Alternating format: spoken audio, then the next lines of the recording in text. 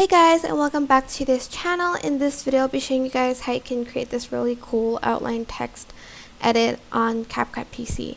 So select your video and select cutout and select auto cutout, put it on top, and you're going to go to library and you're going to add in a white stock video to it. And then after that you are going to select text, add in like a default text, type in anything you want.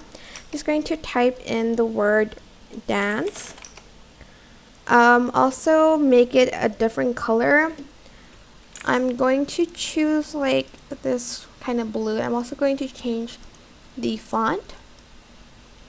Just going to make it this like around this big, and I'm going to put it below the video like so. Then I'm going to copy and paste the text, put it up here.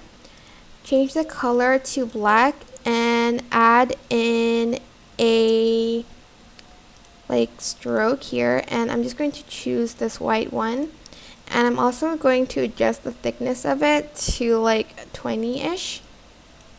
Right click and then select create compound clip, go to basic, go to mode and select, I think it's screen, and as you can see it creates this like really cool text effect to your video.